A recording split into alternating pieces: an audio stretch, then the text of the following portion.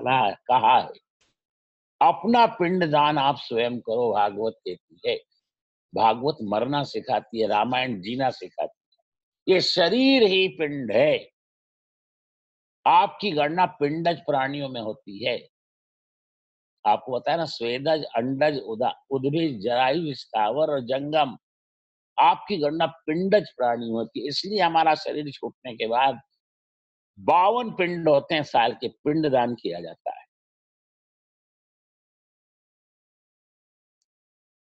ये बने हुए भात का पिंड के जौ के आटे का पिंड, ये साधारण पिंडदान है। हरि भक्तों, वैष्णवों, प्रभु के प्यारों, ये शरीर ही पिंड है। इस शरीर रूपी पिंड को अपने लक्ष्य की प्राप्ति, परमात्मा की प्राप्ति में घिसा डालो। संतों की सेवा करो, बूढ़े माता पिता की सेवा करो, अपने इष्ट देव की प्राप्ति के लिए आप साधन करो। तुलसीदास जी ने तो मनुष्य शरीर के लिए क्या कहा, बड़े भाग मानुष तन पावा, सुर यानी देवता, सुर दुर्लभ सदग्रंथन गावा।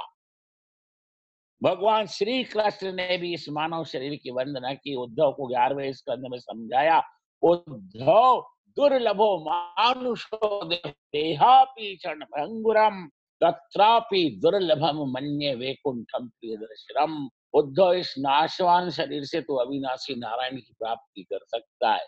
उद्धव, मानव जीवन का लक्ष्य केवल परमात्मा की प्राप्ति। तुलसीदास जी ने भी क्या कहा, जो न तरे भव सिंधु, अरे नर समाज असपाई, सो कृत निंदक मंदमती, आत्मा हन्य गति आई।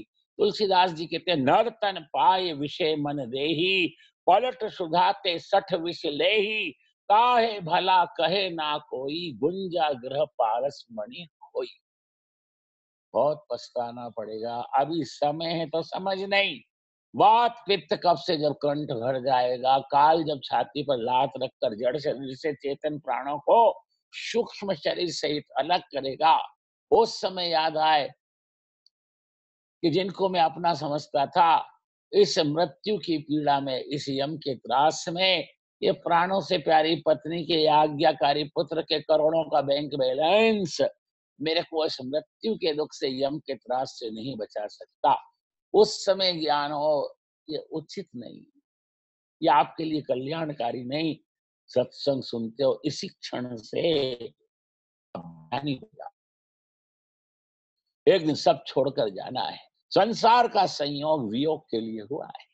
जगत व्यवहार दृष्टि से सत्य है, तत्व दृष्टि से तो जगत जिसके आधार से वे परमात्मा नारायण सत्य।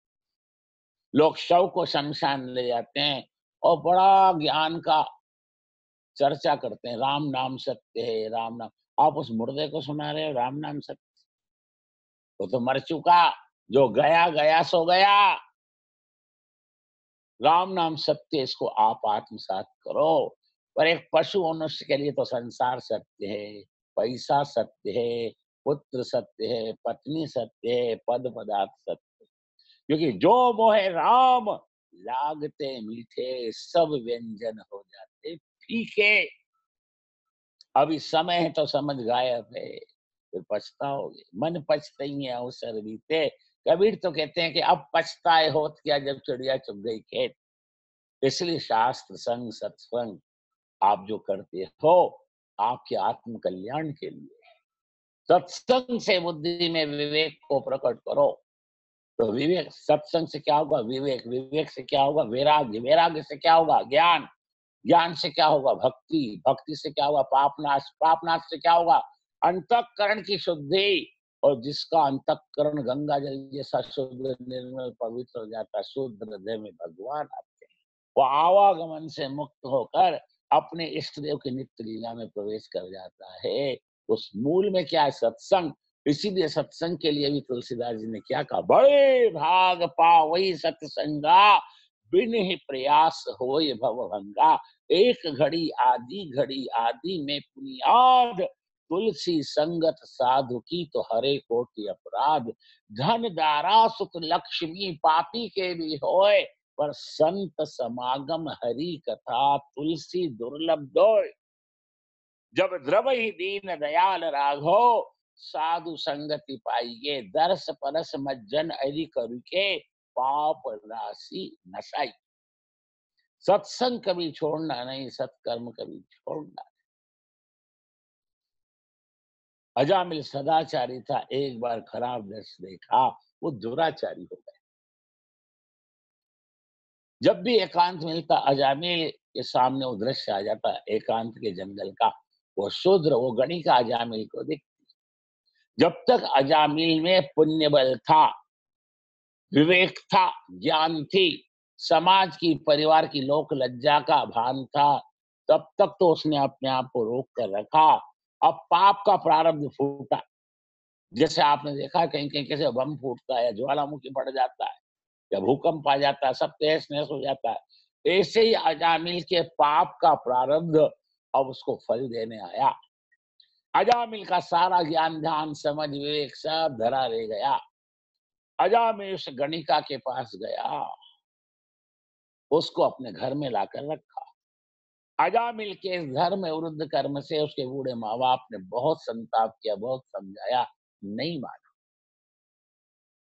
अजामिल की पत्नी अपने पति की ये अनाचार स्वेच्छाचार को देखकर उसका त्याग करके अपने पीहर चली गई। अब बूढ़े माँ बाप संताप करते करते करते करते थोड़े दिन में मृत्यु को प्राप्त हो गए। जो अजामिल वेद पाठ करता था, त्रिकाल संध्या करता था, सतत गायत्री माता के मंत्र का जप करता था, अब वो अजामिल मांस मदिरा का भक्षण करता है, भक्षा भक्ष खाता है, जुआ खेलता है, धन के लिए राहगीर है, कोई व्यापारी है, कोई श्रीमान है, उससे छीन लेता है। वो अजामिल का विरोध करते हैं तो उनकी जान ले लेता है, और उफनती बहती गंगा में उनको मार कर फेंक देता है। वो हत्यारा हो गया, वो अनाचारी हो गया, वो दुराचारी हो गया। अजामिल का पाप दिनों दिन बढ़ता गया। जगत का ऐसा कौन सा पाप है जो वो नहीं करता, ऐसा कौन सा व्यसन है जो वो नहीं करता। धीरे धीरे अजामिल का अनाचार दुराचार बढ़ता चला गया। अजामिल को उस गणिका के साथ रहते रहते काफी समय हो गया। अजामिल के यहाँ दो चार संतानें हो। अब अजामिल का पूरे गांव में ऐसा भय व्याप्त हो गया कि बच्चे अगर मस्ती करें, उनके माँ बाप के बुलाएं अजामिल को, बोल करेगा मस्ती, कान पकड़। बच्चे थर थर कांपे, बैठक लगाए, हाथ जोड़े, माफी मांगे। अजामिल गांव में जिस तरफ से निकल जाए, उस तरफ के घर के लोग दरवाजे खिड़की बंद करके अपने आप को एकांत में बंद करने, ऐसी दहशत बैठ गई पूरे गांव में। उसका आतंक छा गया पूरे गांव। धीरे धीरे समय व्यतीत हुआ। एक बार अजामिल घर पर नहीं था, किसी कारणवश अपने घर से, गांव से वो दूसरे गांव को गया। भगवान की ऐसी लीला हुई, चार साधु और एक संत, यानी पांच परमात्मा के भक्त अजामिल के गांव में आए। द्वादशी का दिन था, उससे पहले एकादशी निर्जल उन्होंने व्रत किया था। चार साधु के सदगुरु थे वो संत। संत ने अपने शिष्य से कहा, बेटा कल की निर्जल एकादशी है, आज द्वादशी हो गई, मध्याह्न काल का समय हो गया, हम चलते हुए चले हैं तीर्थाटन के लिए, बेटा भूख के मारे प्राण व्याकुल हैं, शरीर शिथिल हो गया, अब हम आगे कैसे जाए। भगवान करे इस गांव में हम आ गए, किसी ऐसे श्रीमान के यहाँ हम पहुंच जाएं कि हम कहाँ अलग अलग भिक्षा मांगेंगे, और हम कब बनाएंगे और कब खाएंगे और कब आगे की यात्रा के लिए चलेंगे।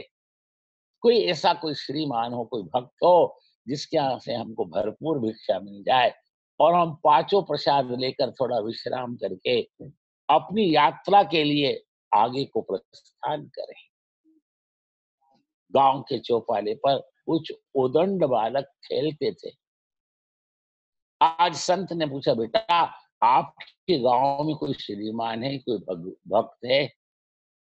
उन्होंने कहा, इनकी अब गम्मत करना है। उन्होंने संत से कहा, महाराज हमारे गांव में एक परम भक्त हैं, बड़े श्रीमान हैं, आप उनके आंगन में जाओ, आपकी इच्छा पूरी हो जाएगी। बच्चों ने शरारत की, बड़े उदंड स्वभाव के वो बच्चे थे। उन्होंने अजामिल के घर का पता उन संतों को, उन साधुओं को, संतों को बताया। गुरुदेव चारों शिष्यों को साथ लेकर अजामिल के घर के प्रांगण में खड़े हो गए और आज संत ने जोर से आवाज लगाई, भिक्षाम देहि भगवती भिक्षाम देहि। अजामिल तो घर पे था नहीं, अजामिल की गणिका पत्नी थी। उसने कान में ये घोष सुना, भिक्षाम देहि भगवती। वो दौड़कर हाथ का काम त्याग कर घर में से बाहर दौड़ती हुई आई। आज चार साधु एक संत को देखकर उसका हृदय भर गया। मैं तो महापापनो, समाज से बहिष्कृत हूँ। ये तो एक घड़ी का, मेरा सारा जीवन मलिन अपवित्र है। लगता है पूर्व जन्म का कोई पुण्य का छींटा है। आज उसके निमित्त से भगवान मेरे आंगन में आज संत और साधु के रूप में आए। उसका हृदय भर गया। उसने अपनी साड़ी का पल्ला लेकर धरती पर मस्तक रखकर एक एक संत को ऐसे तीन तीन बार प्रणाम किया।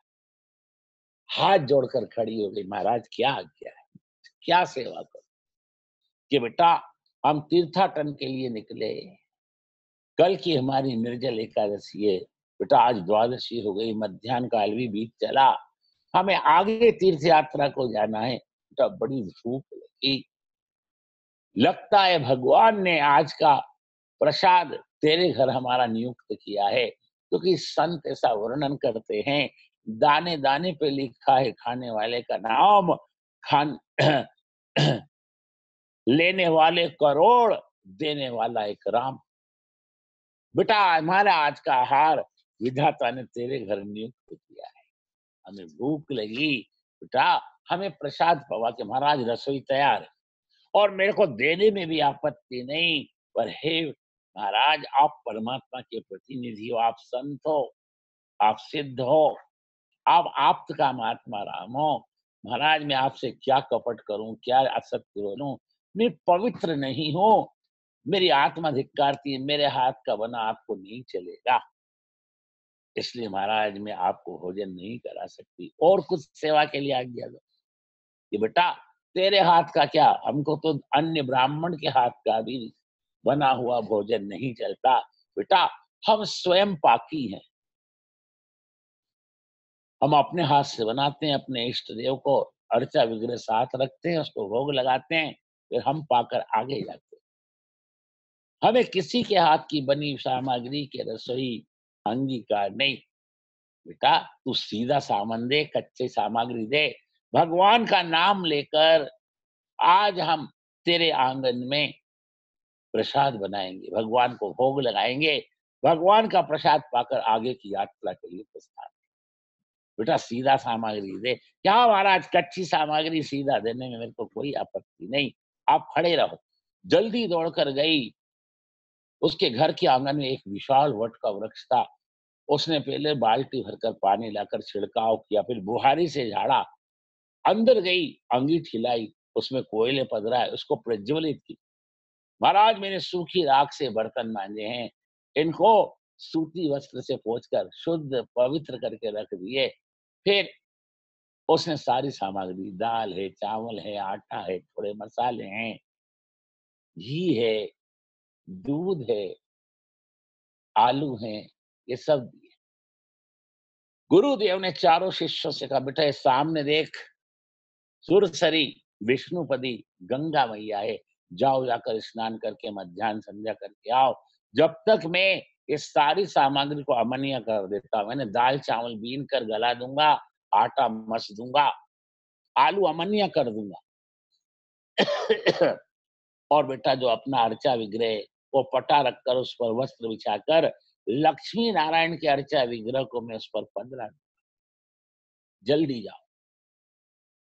चारों शिष्य सामने गंगा मैया में स्नान करके मध्याह्न संध्या करके रसोई बनाने के लिए एक घड़ा दिया था, अजामिल की पत्नी ने उसको मान धोकर शुद्ध गंगा जल भरकर लेकर आए। अब बेटा मैं जा रहा हूँ ना स्नान करने, संध्या करने, तुम आ गए। तुम 2 जने मिलकर ये लक्ष्मी नारायण की अर्चा विग्रह की सेवा पूजा करो। बेटा तुम 2 जने मिलकर ये मैंने आधी से ज़्यादा तैयारी तो कर दी। अब तुम्हें केवल प्रसाद सिद्ध करना है। तुम प्रसाद सिद्ध करो। और इतनी देर में मैं स्नान संध्या करके निवृत्त होकर आता हूँ। गुरुदेव विष्णु सहस्त्र नाम का पाठ करते-करते गंगा स्नान को गए।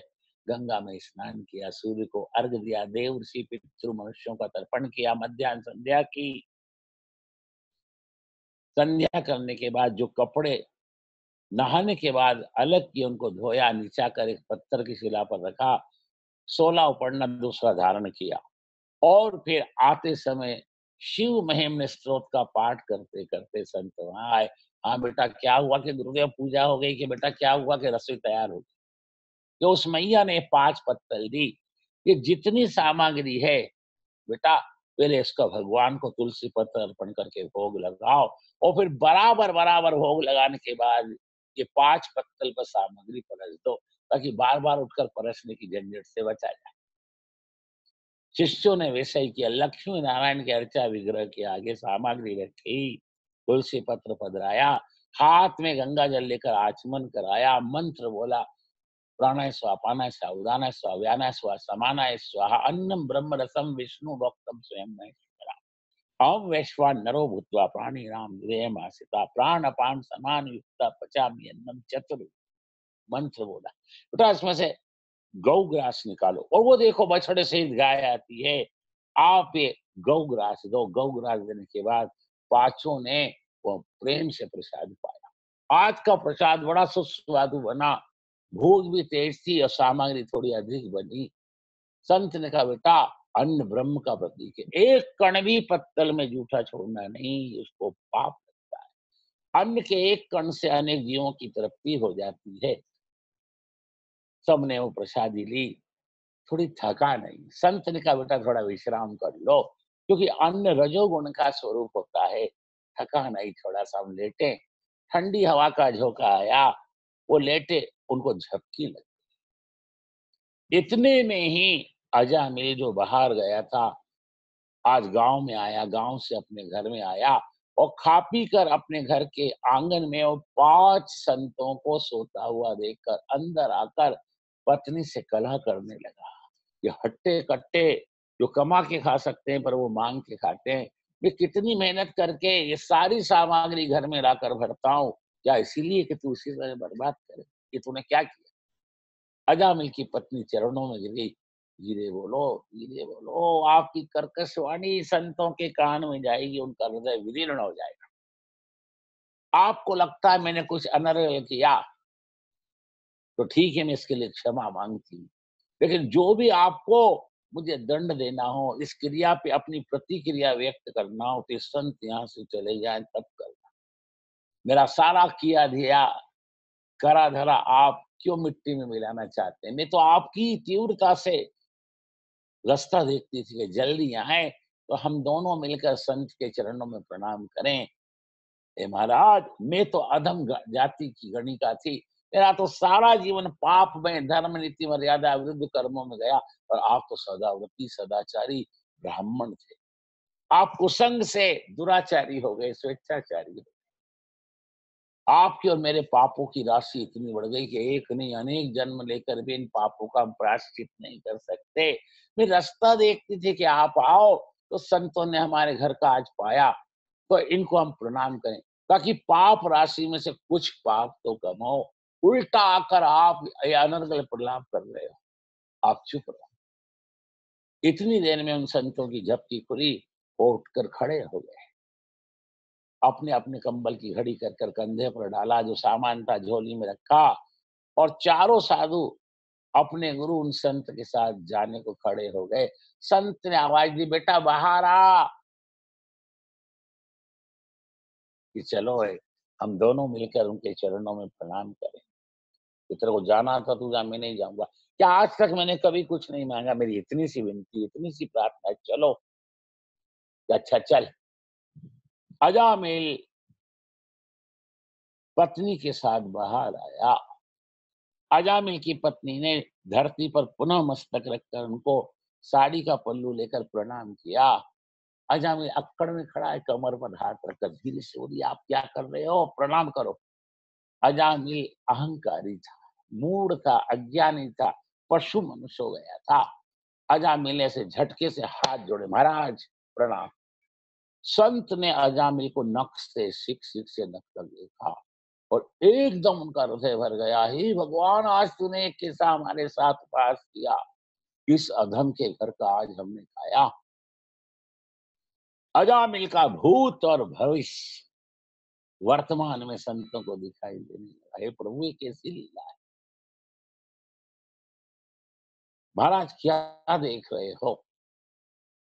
सुखदेव महामुनि आचार्य वर्णन करते हैं, राजन, संत जिसकी सेवा लेते हैं, संत जिसके घर का खाते हैं, उसका कल्याण करने की भावना मन में रखते हैं। संत ने विचार किया, हमने इसके घर का खाया है। अजामिल का सारा जीवन संतों को अम्लक फलवत सामने आ गया। इसने तो इतने पाप किए कि एक जन्म नहीं, कई जन्म भी ले तो इसके पापों का प्रायश्चित नहीं हो सकता।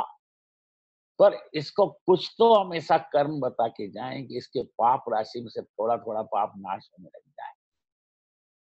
संत ने कहा, बेटा हमने तेरे यहाँ खाया, हमने भोजन तो किया, हमें दक्षिणा नहीं मिली। कि महाराज, इस गांव में क्या पहली बार आए हो। महाराज, आपका भाग्य बड़ा अच्छा है, आपने खा पी लिया, अब चलते फिरते नजर आओ। अगर आपने दक्षिणा मांगी तो ये आपके जो झोली झंडे हैं, ये कमंडल हैं, मैं सब छीन लूंगा और आपको रीते हाथ से जाना पड़ेगा। चलते फिरते नजर आओ, जाओ यहाँ से। संत ने कहा, तू ऐसे अनर्गल शब्द क्यों बोलता है। हमने दक्षिणा मांगकर कोई अपराध कर दिया, कोई गुनाह कर दिया। कि हाँ, मेरे पास आपको देने के लिए एक देला, आप जाओ। क्या हमने दक्षिणा मांगी, जरूर नहीं मांगी। अरे हम सन्यासी हैं, हम कभी भी स्त्री और संपत्ति का स्पर्श नहीं करते। कि बिना द्रव्य के भी दक्षिणा होती है, क्या होती, कि क्या होती है, बोलो।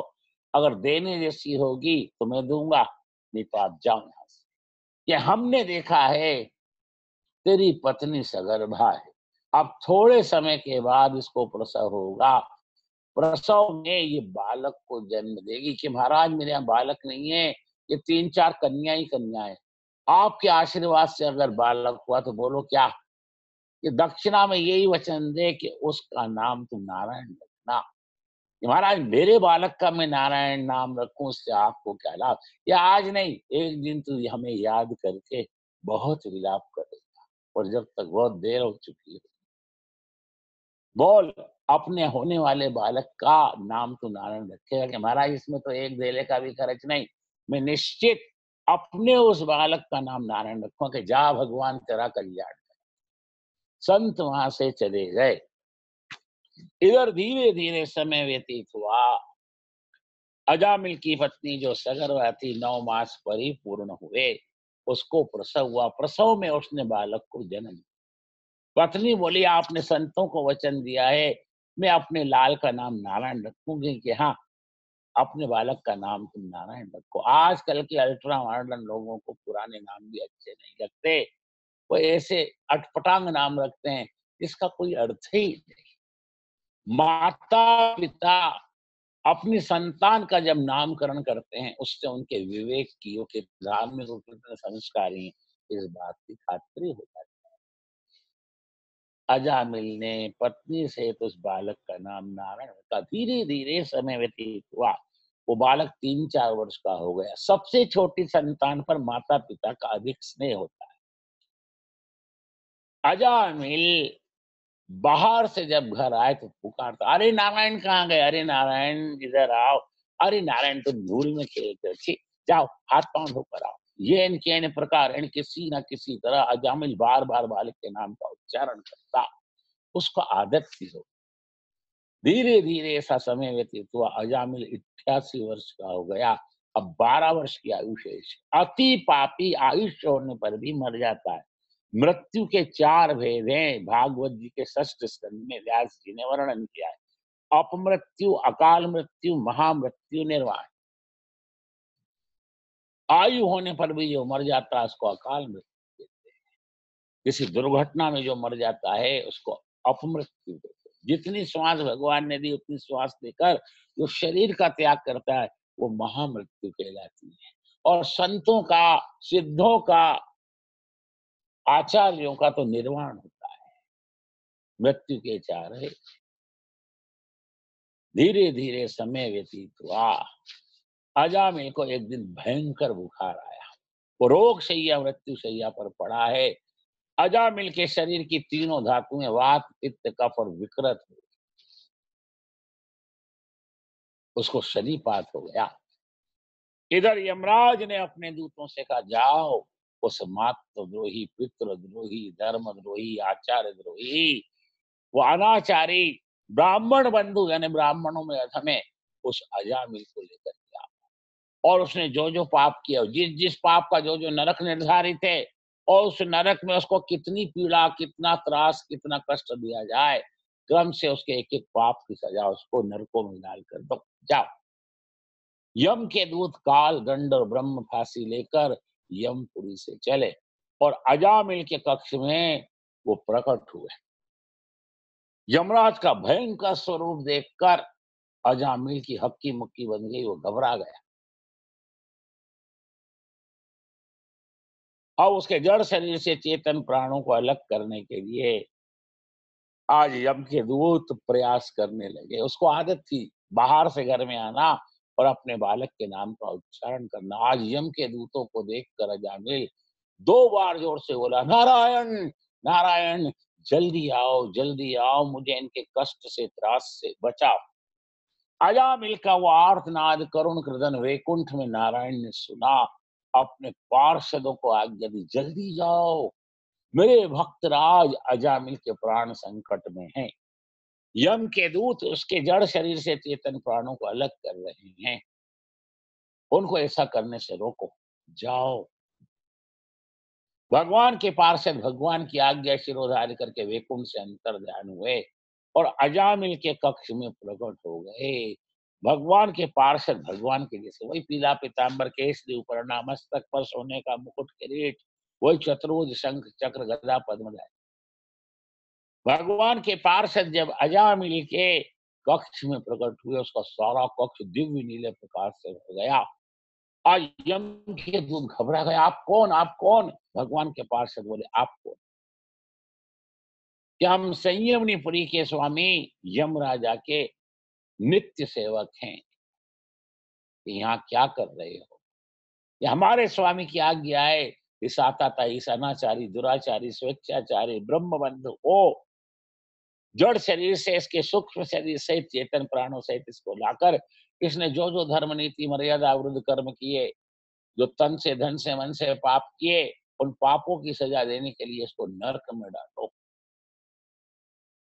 कि नहीं, इसने पाप किए फिर भी ये नरक में जाने का अधिकारी नहीं। कि क्यों?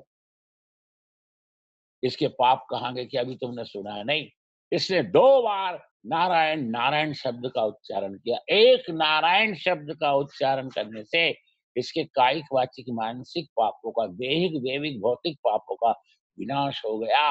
और दूसरा नारायण नाम उच्चारण करने से तो वैकुंठ में जाकर भगवान लक्ष्मी नारायण के चरणों में स्थान प्राप्त करने का अधिकारी हो गया। परमात्मा के नाम में बड़ी शक्ति है। वस्तु जो शक्ति है वो अपना काम करती है, इसलिए इसको छोड़ो। आपके पास समय का भी अभाव और थोड़ा विस्तार है।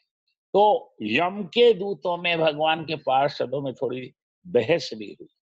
तब भगवान के पार्षद बोले, इसने 2 बार नारायण नारायण शब्द का उच्चारण किया, इसने अपने बालक के नाम का उच्चारण किया। कि बालक तो निमित्त है, मूल नारायण नाम तो भगवान वैकुंठनाथ का है। ये वैकुंठनाथ कौन है? क्या आपको नहीं पता? कि नहीं, हमें तो इतना ही पता है कि हम यमराज के किंकर हैं और हमारे स्वामी का 3 लोक 14 भुवन पर आज्ञा चलती है। नहीं, इस अज्ञान में लेना नहीं। जो तुम्हारे स्वामी हैं, उनके जो स्वामी हैं, उनका नाम नारायण। जिसके तुम अपने स्वामी के करो सेवा, ऐसे ही हम तुम्हारे स्वामी के किंकर हैं। जाओ, ये सारा वृत्तांत उनको बताना, फिर वो जो आज्ञा दें, फिर तो उनकी आज्ञा का पालन करोगे क्या? जाओ। यम के दूत अंतर ध्यान होकर यमपुरी में आते, यमराज को सारा वृत्तांत बताते, यमराज भयभीत होकर खड़े हो जाते कि प्रभु क्या बात है, कि नारायण नारायण नाम में ऐसी क्या शक्ति है कि आप भी भयभीत होकर अपने स्थान से खड़े हो गए। प्रभु हम तो समझते थे आप ही सारे जगत के मालिक, सबके नियंता हो। नहीं नहीं नहीं, जगत के नियंता, सर्व के मालिक तो भगवान नारायण में उनका एक साधारण सा किंकर हूँ। इस सेवा के लिए भगवान ने मेरे को नियुक्त किया, उनकी आज्ञा समझकर कि सतत में सेवा करता हूँ। जाओ जाकर उनके चरणों में गिरकर क्षमा मांगना, और फिर क्षमा मांगना, और फिर उसकी तरफ आंख उठाकर देखना भी नहीं। जाओ। यम के दूत फिर अजामिल के कक्ष में प्रकट हुए। त्राहिमाम शरणागतम त्राहिमाम। भगवान के पार्षदों के चरणों में गिर गए। हमसे बड़ा भारी अनर्थ हो जाता, आज अति हो जाती।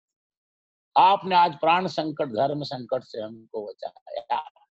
भगवान के पार्षद बोले, देखो इसकी उम्र अभी 12 वर्ष शेष है, अब इसकी तरफ आंख उठाकर देखना नहीं। 12 वर्ष के बाद हम वैकुंठ से विमान लेकर इसको लेने के लिए आएंगे।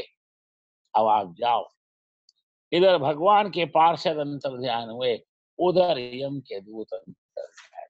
और इस 12 वर्ष में अजामिल ने गंगा किनारे जाकर इस संत के साथ सत्संग किया, अपने सारे जीवन को उनके आगे खोल दिया।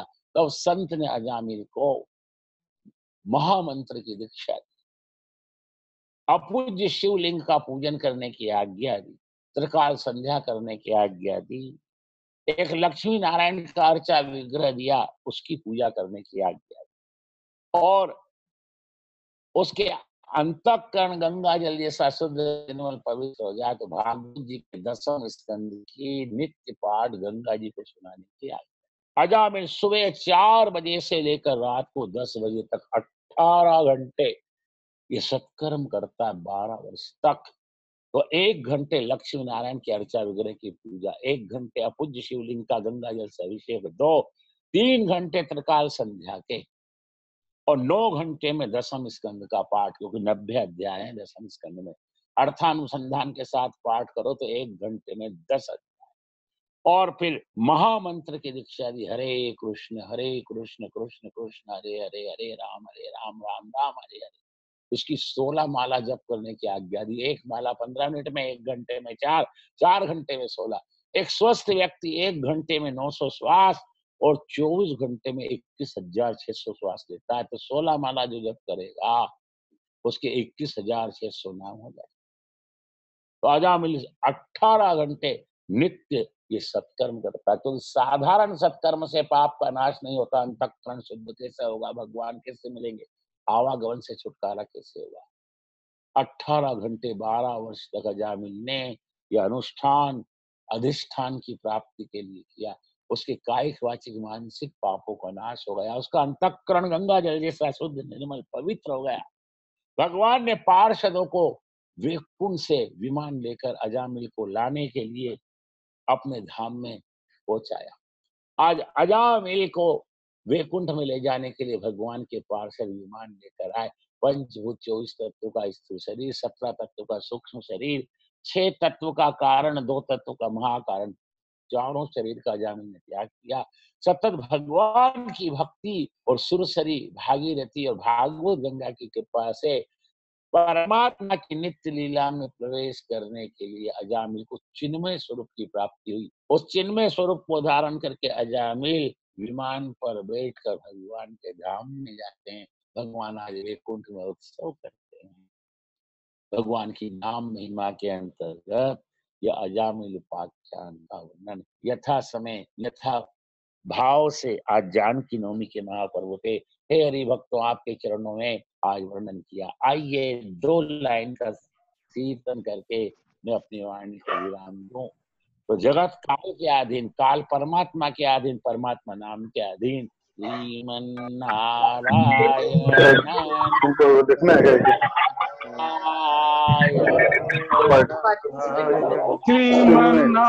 क्या मैसेज देना पड़ेगा, टाइप करना पड़ेगा, ऐसे करेंगे।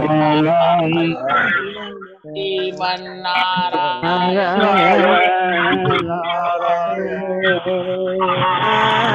नारायण पार्टिसिपेंट में गए नारायण और कहाँ पे विलचेक में करना पड़ेगा क्या? इसमें तो उसको जाएगा जी, इसमें तो चेक में तो सर्व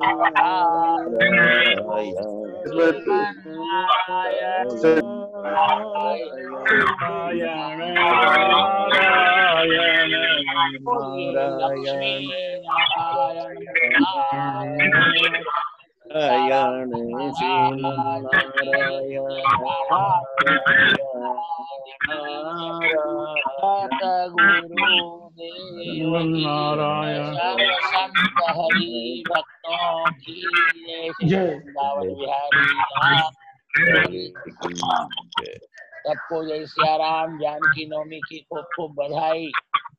माता आप पर पूर्ण कृपा करें। जय जय श्री सीताराम जी महाराज की जय। महाराज जी के चरणों में कोटि प्रणाम सबके तरफ से। आज की कथा अति सुंदर, बहुत ही इतना अच्छा आज मन लगा। ठाकुर जी का आज अजामिल कथा जिसने सुनी ना, मन गदगद हो गया। और पूर्ण कथा ऐसा बहुत कम थी। मेरे को तो सौभाग्य देखा हूं कि ऐसे मन लगा। कथा में इतनी सुंदर कथा चली, मालूम नहीं पड़ा। वास्तव में मन तो ऐसा हो रहा है कि आपकी कथा चलती रहे। तो कैसे इसको क्रियान्वित किया जावे, क्योंकि 2 हफ्ते के लिए लॉकडाउन भी बढ़ गया है। तो मेरे तो मन में ऐसा हो रहा है कि दिन में आप पूर्ण कथा करिए। मैं अभी अलग से आपसे बात कर लेता हूँ, चाहे जितने लोग रहे नहीं रहे, तो कैसे पूर्ण कथा 10 दिन की हो सकती है। विधिवत अपने उसको ऐसी मन में प्रेरणा हो रही है, कल से ही विधिवत आपकी कथा सुने। और ऐसा बढ़िया मौका, सुंदर मौका नहीं मिलेगा। तो आप अपने समय को देखिए, कौन सा समय अच्छा रहेगा आपको। पूर्ण रूप से 10 दिन की एक पूर्ण कथा आप कर दीजिए हम लोगों के लिए। मैं हालांकि कोई से पूछा नहीं, ये बट मेरे मन के उद्गार है। ये लगता है बाद में चले नहीं जाए जामिल जैसे। आपकी आज्ञा शिरोधार्य, पर ये व्हाट्सएप पे थोड़ा दिक्कत आता है, और तो कुछ नहीं। आप सब अपना समय कर लीजिए, मैं आपके चरणों में आ जाऊंगा ना भाई। और ना ये हरी इच्छा हुई, हरी इच्छा हुई तो इससे भी नहीं, मैं चेष्टा करता हूँ 40 मिनट वाला नहीं रख के इसका एक तो सब्सक्रिप्शन कर लेंगे, तभी अनलिमिटेड 2 घंटा 4 घंटा 6 घंटे तक चलता रहेगा। बट मेरे ख्याल से दिन में 1 सत्र या 2 सत्र करके कितने घंटे का करें? हाँ, 4 घंटे 1 सत्र, 4 घंटे का एक सत्र। बढ़िया, अच्छा, बहुत बढ़िया। और समय क्या रहेगा? पर इसमें डिस्टर्ब ज्यादा होता है, जैसे आवाज दूसरी आ जाती है कभी। ना फिर भी ठीक है। आपका जो एकाग्रचित होकर आप बोलते हैं ना, इसमें। और फिर रही बात इतनी अच्छी है कि आप एक चीज को वापस 2 बार 3 बार जरूर बोलते हैं, उससे पकड़ में आ ही जाता है। पहली बार कोई हट गया ना, जैसे ये ब्रह्म स्वरूप है, ये जीव स्वरूप है, इतनी बात पकड़ में आई ना, ब्रह्म और जीव का संबंध हो गया। आपने बताया ना, ब्रह्म संबंध छोड़ा के माया में मिला, माया ने पकड़ लिया।